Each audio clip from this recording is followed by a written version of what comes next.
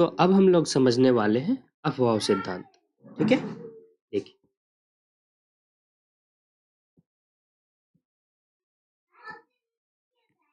अफवाह सिद्धांत। ठीक है बच्चों, ध्यान से देखेंगे। अफवाह सिद्धांत काफी आसान है। देखिए, इसको मैं एक सीक्वेंस में आपको लिखाने के लिए सिखाता हूँ। ठीक है, एकदम सिंपल सा बेसिक सा है। ध्यान से देखिएगा, आपको करना कुछ नहीं है। आपको पता है कि उपकक्षक 4 होते हैं। पहला S, दूसरा P, तीसरा D और चौथा F। ठीक है, तो इसी चीज को ध्यान में रखते हुए हम लोग अफवाह सिद्धांत लिखेंगे। देखिए बच्चों, तो अफवाह सिद्धांत लिखने का सिंपल सा तरीका है कि एक को एक टाइम्स लिखना है। ठीक है, 2 को 2 टाइम्स लिखना है, 3 को 3 टाइम्स लिखना है बच्चों। उसी प्रकार से बच्चों 4 को 4 टाइम्स लिखेंगे। ठीक है, 5 को बच्चों 4 टाइम्स ही लिखेंगे। क्यों? क्योंकि मेरे पास उपकक्षक की संख्या कितनी है? 4। तो 5 को भी बच्चों जो है हम लोग 4 टाइम्स ही लिखेंगे। ठीक है, अब ध्यान से समझिए। देखिए, तो हमारे पास जो उपकक्षक होता है बच्चों वो 4 होता है। तो ध्यान से देखिए, उपकक्षक अब इसके आगे लगाते जाएंगे और अफवाह सिद्धांत आसानी से लिख लेंगे। ठीक है, तो देखिए ध्यान से, 1 के साथ क्या लगा देंगे बच्चों? S। फिर दूसरे कक्षा में बच्चों क्या करेंगे? S और P। तीसरे में S, P और D। चौथे में S, P, D और F। बहुत अच्छे समझ आ गया, वेल डन। देखिए, 5वें कक्षा में वापस S, P, D और F। शाबाश। ठीक है बच्चों, अब देखिए, इलेक्ट्रॉन जो भरा जाता है तत्वों में वो कुछ इस प्रकार से बढ़ता है। इस तरीके से आपको कट लगाना है। ठीक है, सबसे पहले जो इलेक्ट्रॉन है बच्चों वो 1s में बढ़ता है। फिर उसके बाद जाके है 2s में। फिर बच्चों 2p में। 2p में जब भर जाता है तब जाके इलेक्ट्रॉन बच्चों जो है 3s में भरता है। 3s में जब इलेक्ट्रॉन भर जाता है तो वापस 3p में, और 3p के बाद जो है बच्चों इलेक्ट्रॉन 4s में आता है। जब 4s में इलेक्ट्रॉन आ जाता है तब जाके 3d में इलेक्ट्रॉन जाता है। ठीक है, फिर 4p, फिर 5s। उसके बाद जाके बच्चों जो है इसी प्रकार से इलेक्ट्रॉन का फ्लो आगे बढ़ता है। ठीक है, दैट मीन्स अगर जो हम कहना चाहें कि इलेक्ट्रॉन किस तरीके से मूवेबल होते हैं तो यहाँ से इस तरीके से समझा जा सकता है कि सबसे पहले 1s में, 1s के बाद 2s, 2s के बाद जो है बच्चों हमारे पास 2p में, 2p के बाद कहाँ जाएगा बच्चों? 3s में, और 3s के बाद बच्चों कहाँ जाएगा? 3p में। 3p के बाद देखिए सीक्वेंस बिगड़ता है। 3p के बाद जाना किस कक्षक में चाहिए था? 3d में, लेकिन वहां नहीं जाके 4s उपकक्षक में आता है। डन बच्चों, बहुत सही। हाँ, उसके बाद जाके जब 4s में इलेक्ट्रॉन आता है उसके बाद जाके जो है बच्चों 3d में इलेक्ट्रॉन जाता है। तो कुछ इस तरीके से किसी भी तत्व में इलेक्ट्रॉन भरे जाते हैं। ठीक है, तो अब इसी चीज को हम समझते हैं एक एग्जाम्पल से। जैसे देखेंगे एक मिनट, देखिए, जैसे समझिए बच्चों, तो हमारे पास सपोज दैट कैल्शियम है और इसका हम लोग इलेक्ट्रॉनिक विन्यास लिखना चाह रहे हैं। तो कैसे लिखेंगे बच्चों? ध्यान से देखेंगे। तो सबसे पहले इलेक्ट्रॉन किस में भरने वाला है बच्चों? यहां जाके चेक कर सकते हैं, श्योर क्यों नहीं। देखिए, तो सबसे पहले जो इलेक्ट्रॉन है बच्चों वो 1s में भरने वाला है। ठीक है, किस में भरने वाला है? 1s में। आइए 1s में इलेक्ट्रॉन भरते हैं। ठीक है, तो देखिए तो 1s में इलेक्ट्रॉन जाएगा बच्चों। मैंने आपको पहले ही बता रखा है कि जितना परमाणु संख्या उसमें उतने इलेक्ट्रॉन उपस्थित होंगे। ठीक है, तो एस वाले में कितना इलेक्ट्रॉन जाएगा बच्चों? 2। जब ये इलेक्ट्रॉन भर जाएगा फिर दूसरा वाला आएगा, फिर एस वाला कितना मांगेगा? 2। इसके पास बचे कितने हैं? 18, दे देगा। फिर आगे बढ़ेंगे और फिर किस में इलेक्ट्रॉन जाएगा बच्चों? 2p में। p वाला कितना मांगता है? 6। इसके पास बचे कितने हैं? 16। फिर बोलेगा ठीक है कोई बात नहीं, दे देता हूं, बहुत पैसा अपने पास। ठीक है, हाँ सही बात है। तो उसके बाद जाके जो है बच्चों 2p के बाद जो है इलेक्ट्रॉन किस में जाएगा? 3s में। हाँ, तो बहुत अच्छे। s वाला वापस कितना मांगेगा? 2 इलेक्ट्रॉन। इसके पास बचे कितने हैं? कितने बचे हैं बच्चों? 10 बचे हुए हैं। तो s वाले को वापस जो है 2 इलेक्ट्रॉन दे देगा। अब जो है 3s के बाद बच्चों किस में इलेक्ट्रॉन जाएगा? 3p में। और 3p में इलेक्ट्रॉन जाता है तो कितना मांगेगा p वाला? 6। बचे कितने हैं? 8। कोई बात नहीं, दे देगा। डन। बच्चों अब अगर जो हम बात करें कि 3d में इलेक्ट्रॉन जाएगा, नहीं बच्चों, अभी आपने देखा कि अफवाह सिद्धांत के अनुसार 3p के बाद जो है इलेक्ट्रॉन बच्चों किस में जाता है? 4s में जाता है बच्चों। किस में जाता है? 4s में जाता है। यहां देखिए, ठीक है। तो 3p के बाद जो है बच्चों हम लोग इलेक्ट्रॉन किस में भरने वाले हैं? 4s में भरने वाले हैं। 3d में नहीं भरेंगे, 4s में भरेंगे। और s वाला कितना मांगेगा? 2। और इसके पास बचे कितने हैं? 2 इलेक्ट्रॉन। वापस ये दे देगा।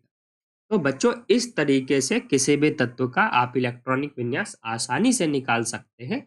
आप परमाणु संख्या 1 से लेके 20 तक नहीं, अब 30 तक आप ट्राई कर लीजिएगा बच्चों, जिसमें 2 का बस अपवाद होगा। मैं अभी फिलहाल बता दे रहा हूं। एक क्रोमियम और एक जो है बच्चों आपका कॉपर।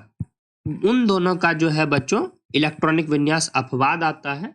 मैं कमेंट में डाल दूंगा इसका या डिस्क्रिप्शन में, आप इसको देख के कर सकते हैं। तब तक आप 30 तक इलेक्ट्रॉनिक विन्यास खुद से बनाइएगा। ठीक है, बहुत अच्छे। आगे बढ़े।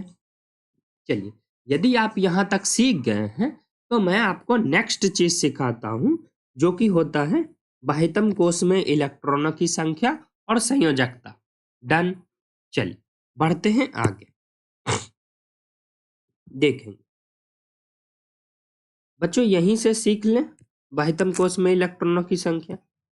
देखिए बच्चों, बाह्यतम कोश में जो इलेक्ट्रॉनों की संख्या है वो निकालने के लिए सीखने का बेहद आसान है। देखिए बच्चों, ध्यान से समझेंगे। ये कौन सा कक्षा है बच्चों? पहला कक्षा, क्योंकि इसके आगे क्या लिखा हुआ है? 1। तो ये पहला कक्षा है। क्या पहला कक्षा के बाद कोई और कक्षा है इसमें? दूसरा कक्षा। तो दूसरा के बाद कोई और कक्षा है बच्चों? तीसरा। क्या तीसरा के बाद है यहाँ पे चौथा कक्षा? ठीक है, तो जो मैक्सिमम नंबर होने वाला है बच्चों, जो सबसे बड़ा कक्षा होने वाला है, वही उसका बाह्यतम कक्षा होगा। बात समझ आया मैंने आपको क्या बताया? ध्यान से सुनिए। जो बड़ा कक्षा होगा, उस परमाणु के लिए जो बड़ा कक्षा होगा वही बाह्यतम कक्षा होने वाला है। तो क्या बच्चों यहां से 4 के बड़ा कोई आपको दिख रहा है नंबर? नहीं। दैट मीन्स यहां जो है चौथा कक्षा ही बाह्यतम कक्षा होने वाला है।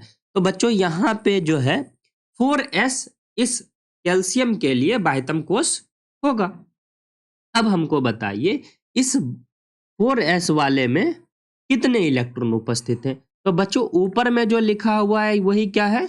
इलेक्ट्रॉन। ठीक है, तो कैल्शियम के बाह्यतम कोश में कितने इलेक्ट्रॉन हो जाएंगे बच्चों? 2 हो जाएंगे। क्लियर हुआ? ठीक है, बहुत अच्छे। समझिए, ध्यान। ओ सॉरी, एक मिनट। ध्यान से अब हम लोग देखेंगे, दूसरे से समझते हैं। देखिए,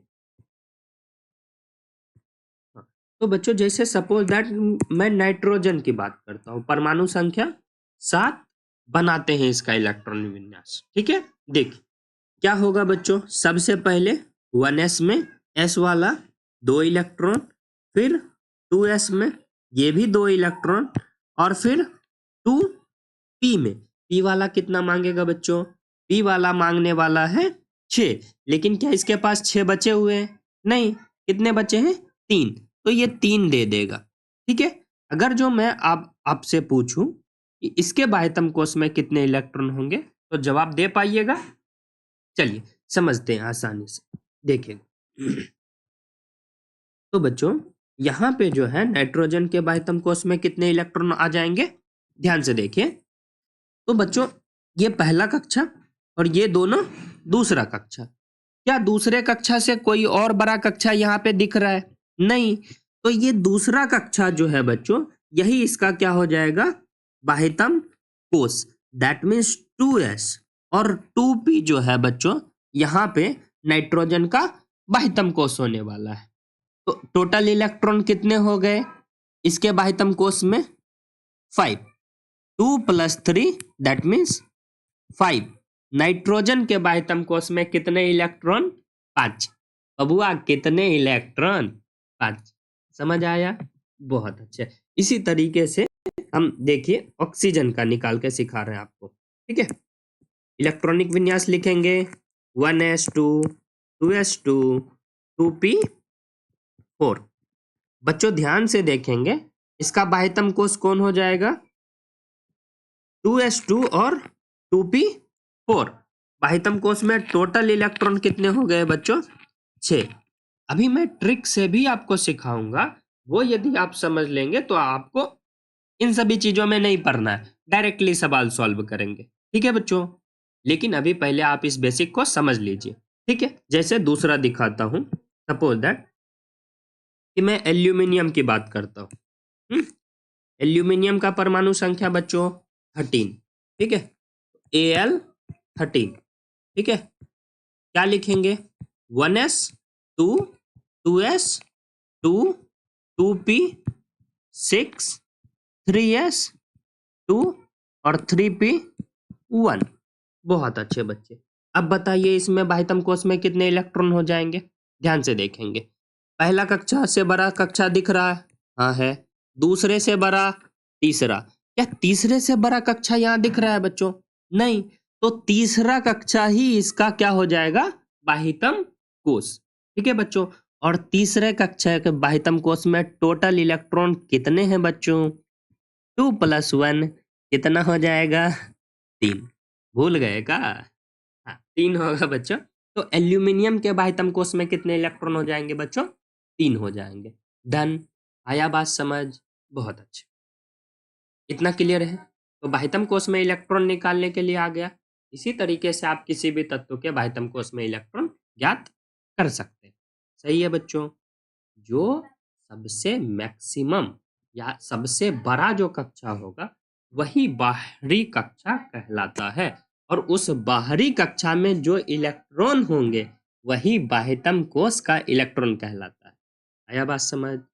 डाउट है तो पूछ लीजिए, बता दूंगा। ठीक है। थोड़ा सा वीडियो पॉज करिए, 1-2 सवाल सॉल्व करिए, फिर आप वीडियो को चालू करिए और पढ़ाई कंटिन्यू करिए। मैं आपको सवाल दे रहा हूँ।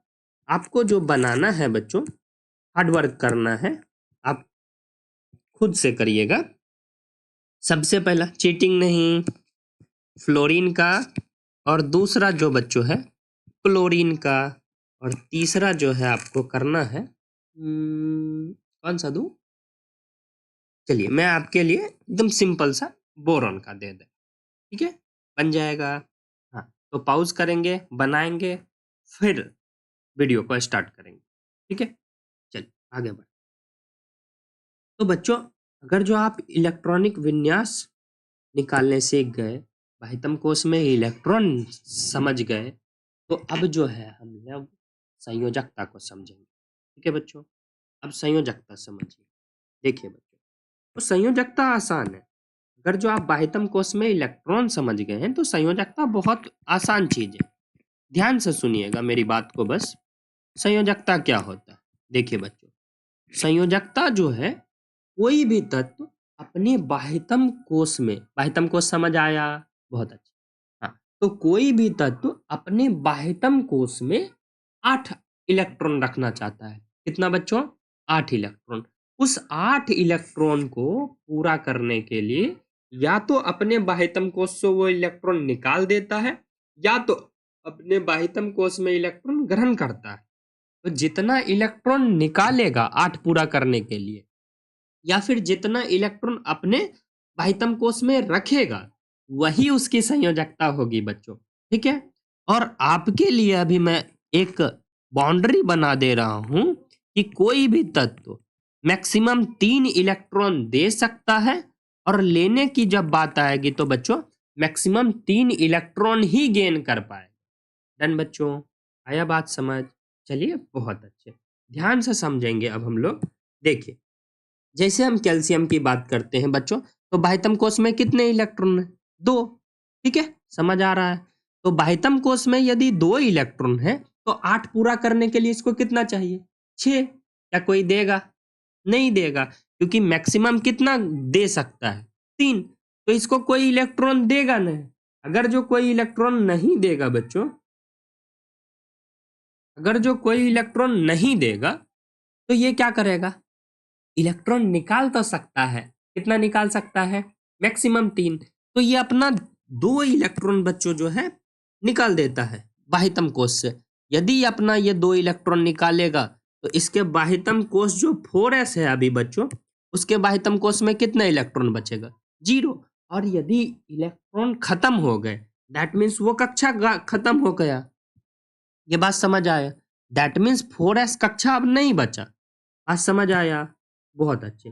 तो 4s कक्षा यदि नहीं बचा है बच्चों, तो अब वापस हम लोग चेक करने वाले हैं कि हमारा जो है बाह्यतम कोश अब कौन होगा। तो बच्चों अगर जो 4s गायब हो चुका है तो बाह्यतम कोश कौन होने वाला है? 3s2 और 3p6। और इसमें अब चेक करिए बच्चों, इलेक्ट्रॉन कितने हो गए हैं? 8 हो गए हैं। वेल डन, कैल्शियम ने जंग जीत लिया। समझ आया बच्चों? हाँ, तो ध्यान से समझेंगे। कोई भी तत्व अपने बाह्यतम कोश में 8 इलेक्ट्रॉन पूरा करने के लिए जितना इलेक्ट्रॉन गेन करेगा या डोनेट करेगा, यानी कि ग्रहण करेगा या दान करेगा, तो उतना ही इलेक्ट्रॉन जो है बच्चों संयोजकता कहलाता है उस तत्व का। ठीक है। चलिए, जैसे नाइट्रोजन में समझते हैं बच्चों। नाइट्रोजन के बाह्यतम कोश में कितना इलेक्ट्रॉन दिख रहा है? 5। अभी तुरंत देखे थे। तो यदि नाइट्रोजन के बाह्यतम कोश में 5 इलेक्ट्रॉन है बच्चों, तो 8 पूरा करने के लिए कितना चाहिए? 3। और 3 लिया जा सकता है बच्चों। तो नाइट्रोजन की जो संयोजकता बनेगी वो मैक्सिमम 3 बन सकती है। ठीक है, माइनस का 3। ग्रहण करने पे बच्चों याद रखिएगा माइनस लगाना है, और जब दान करने की बारी आएगी तो प्लस लगाना है। डन बच्चों। अब जैसे मैं बात करता हूं ऑक्सीजन की, तो ऑक्सीजन के बाह्यतम कोश में कितने इलेक्ट्रॉन है? 6। 8 पूरा करने के लिए कितने चाहिए? 2। और मैक्सिमम कितना दिया जा सकता है? 3। यहाँ तो 2 ही की बात हो रही है। तो ये 2 इलेक्ट्रॉन को गेन कर लेगा, और गेन करने पे यानी कि ग्रहण करने पे कौन सा चार्ज आता है बच्चों? माइनस का। तो ऑक्सीजन की जो संयोजकता होने वाली है बच्चों, क्या होने वाली है? -2 होने वाला है। आया बात समझ? बहुत अच्छे। अब बच्चों मैं आपको एक ट्रिक दे दे रहा हूं। आपको कुछ नहीं करना है। आपने यदि पहला लेक्चर अभी तक नहीं देखा है तो मैं वापस रिपीट करता हूं, आप उस लेक्चर को जाके अटेंड करिए, वापस इस वीडियो पे आइए। ठीक है, तो आपको सारी चीजें अब समझ आएगी। तो मैं आपको सारी बातें अब एक जगह समराइज करके मैं अपना एक ट्रिक बता दे रहा हूँ। तो बच्चों ये जो ट्रिक होगा काफी इंपॉर्टेंट होने वाला है। ठीक है, इसके लिए अभी जो हम लोग इलेक्ट्रॉनिक विन्यास सीखे, बाह्यतम कोश में इलेक्ट्रॉन सीखे, वो सारा आसान हो जाएगा बच्चों। ठीक है, आइए समझते हैं। देखिए देखिए बच्चों, आपको कॉपी साथ में रखना है, नोट्स मेरे साथ बनाने हैं, होमवर्क मेरे साथ कंप्लीट करना है। क्योंकि वो होमवर्क नहीं है बच्चों, वो हार्ड वर्क है। क्लास वर्क तो हो ही रहा है। हाँ, तो देखेंगे, एक बॉक्स तैयार करना है जिसमें आपको एक में लिखना है वर्ग, दूसरे में लिखना है बच्चों बाह्यतम कोश में उपस्थित इलेक्ट्रॉनों की संख्या। बाह्यतम कोश में उपस्थित इलेक्ट्रॉन की संख्या, और लास्ट जो बच्चों लिखना है, आपको लिखना है संयोजकता। ठीक है, राइटिंग पे ध्यान मत दीजिएगा, पढ़ाई पे ध्यान दीजिए। ठीक है बच्चों। हाँ, तो बच्चों जो आपको लिखना है वो क्या लिखना है, देखिए, यदि मैं बोलता हूं वर्ग संख्या 1 है, तो वर्ग संख्या 1 में कौन कौन तत्व है याद है, हेलिना के रबड़ी से फ्रूट निकला। ठीक है, तो यदि कोई भी तत्व आता है बच्चों प्रथम वर्ग से, तो उसके बाह्यतम कोष में जो इलेक्ट्रॉनों की संख्या आने वाली है बच्चों, आप डायरेक्टली अब याद रखिए, एक आने वाली है। आपको कोई इलेक्ट्रॉनिक विन्यास निकालने की अब जरूरत नहीं है। वापस आपको बाह्यतम कोष में इलेक्ट्रॉन की संख्या चेक करने की भी जरूरत नहीं है। आप डायरेक्टली ट्रिक से याद रखिए कि वर्ग संख्या 1, बाह्यतम कोष में इलेक्ट्रॉनों की संख्या 1, और उस वर्ग का जो संयोजकता होगा बच्चों वो प्लस का 1 होने वाला है। ठीक, वर्ग संख्या 2, बाह्यतम कोष में इलेक्ट्रॉन की संख्या 2, संयोजकता बनेगा बच्चों प्लस का 2। सॉरी बच्चों, वर्ग संख्या 1 से लेके 2 तक बच्चों क्या कहलाता था, एस ब्लॉक, याद है ना, बहुत अच्छे। अब बच्चों मैं पी ब्लॉक की बात कर रहा हूं। पी ब्लॉक कहां से कहां तक होता है बच्चों, 13 से लेके 18 तक। तो 13 वर्ग के बाह्यतम कोष में जो इलेक्ट्रॉनों की संख्या आने वाली है बच्चों, वो कैसे निकालेंगे, ध्यान से सुनिएगा। पी ब्लॉक में किसी भी तत्व के बाह्यतम कोष में इलेक्ट्रॉनों की संख्या निकालने के लिए आपको करना कुछ नहीं है, वर्ग संख्या -10 कर देना है। ठीक है, तो 13 में से अगर जो हम 10 माइनस कर लेंगे तो बच्चों कितना बचने वाला है, 3। दैट मीन्स 13वें वर्ग का कोई भी तत्व होगा उसके बाह्यतम कोष में इलेक्ट्रॉन कितने होने वाले हैं बच्चों, 3। ठीक है, और संयोजकता जो बनेगा बच्चों वो प्लस का 3 बनेगा। मैं समझाता हूं आपको इस ट्रिक को भी। वर्ग संख्या 14, बाह्यतम कोष में बच्चों 4 इलेक्ट्रॉन, इसमें कुछ मत लिखिएगा। ठीक है, फिर बच्चों आगे बढ़ते हैं। वर्ग संख्या 15, बाह्यतम कोष में 5 इलेक्ट्रॉन, संयोजकता माइनस का 3, बट इसको भी बहुत कम यूज करेंगे। ठीक है, वर्ग संख्या 16, बाह्यतम कोष में 6 इलेक्ट्रॉन, संयोजकता माइनस का 2। वर्ग संख्या 17, बाह्यतम कोष में 7 इलेक्ट्रॉन, संयोजकता माइनस का 1। और वर्ग संख्या 18, बाह्यतम कोष में 8 इलेक्ट्रॉन और संयोजकता 0। तो कल आपने जो पढ़ा था पिछले लेक्चर में कि 18वें वर्ग को शून्य वर्ग या उत्कृष्ट गैस बोला जाता है, उसका मेन रीजन यही है बच्चों कि बाह्यतम कोष में अष्टक पूर्ण होता है, जिसके कारण ये किसी से क्रिया नहीं करते हैं, और इसकी जो संयोजकता 0 होती है, इसीलिए इसको शून्य वर्ग या उत्कृष्ट गैस या निष्क्रिय गैस के नाम से जाना जाता है। क्लियर है बच्चों, बहुत अच्छे, समझ आया। आइए अब इस ट्रिक को अप्लाई करके देखते हैं बच्चों कि क्या यह ट्रिक काम कर रहा है। आइए समझाता हूं मैं इस ट्रिक को।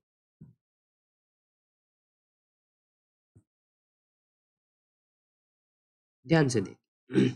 जैसे बच्चों ऑक्सीजन है, किस वर्ग का है, ओल्ड स्टाइल से टेपू परेशान, क्या खराब हो गया था बच्चों, लिवर।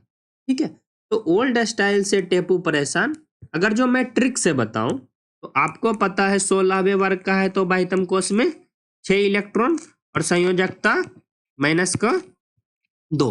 अब एक्चुअल में देखते हैं क्या यह ट्रिक काम किया या नहीं। आई इलेक्ट्रॉनिक विन्यास लिखते हैं, 1s 2 2s 2 2p, कितना हो जाएगा बच्चों, 4। बाह्यतम कोष 2s और 2p, कितने इलेक्ट्रॉन दिख रहे हैं बच्चों, टोटल 6। अरे वाह, ट्रिक तो काम कर गया। ठीक है, और यदि 6 है तो 8 पूरा करने के लिए कितना गेन करेगा बच्चों, 2, तो संयोजकता कितना होगा, माइनस का 2। आया समझ। जैसे एक और देख लेते हैं बच्चों।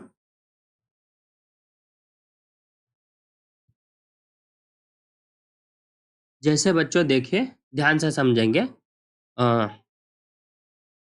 एक और एग्जांपल लेते हैं, कौन सा लिया जाए, चलिए एल्यूमिनियम लेते हैं। तो एल्यूमिनियम किस वर्ग का है बच्चों? 13वें वर्ग का। तो सही ट्रिक से करते हैं पहले। तो संयोजकता प्लस का 3 और बाह्यतम कोष में इलेक्ट्रॉन कितने हो जाएंगे बच्चों? 3, क्योंकि 13वें वर्ग का। ठीक है, अब इसको अप्लाई करके देखते हैं। देखिएगा 1s 2 2s 2 2p 6 3s 2 और 3p 1। बाह्यतम कोष 3s और 3p। कितने इलेक्ट्रॉन दिख रहे हैं? 3। अरे वाह वाह सर, क्या बात। और अगर जो हम संयोजकता की बात करें बच्चों, तो अष्टक तो पूरा हो नहीं पाएगा, तो ये अपने तीनों इलेक्ट्रॉन को लूज कर देते हैं। तो बाह्यतम कोष बचता है 2s और 2p, जिसमें इलेक्ट्रॉन कितने हो जाते हैं? 8। इसीलिए संयोजकता कितना बनता है बच्चों? प्लस का 3। आया समझ? एक और दिखा दे रहा हूं आपको, देखिएगा। जैसे दूसरे वर्ग से एक तत्व लेते हैं बच्चों, मैग्नीशियम, परमाणु संख्या 12। ट्रिक से पहले करते हैं। क्या हो जाएगा बच्चों? सबसे पहला बाह्यतम कोष में इलेक्ट्रॉन 2, संयोजकता प्लस का 2। अब ट्रिक से समझते हैं, सॉरी अप्लाई करते हैं। 1s2 2s2 2p 6 और 3s2। बाह्यतम कोष बच्चों 3s2। कितने इलेक्ट्रॉन? 2। आ गया। संयोजकता प्लस का 2। क्यों? क्योंकि इलेक्ट्रॉन लूज कर देगा। ठीक है, आया समझ? आपको यहाँ तक यदि ये समझ आ चुका है तो बहुत अच्छे। मिलते हैं नेक्स्ट लेक्चर में। तब तक के लिए बाय बाय। पढ़ाई करते रहें। All the very best. और यदि किसी दूसरे फील्ड से यहाँ आ गए हैं और मेहनत कर रहे हैं तो जारी रखें, सफलता आपके कदम चूमेगी। धन्यवाद।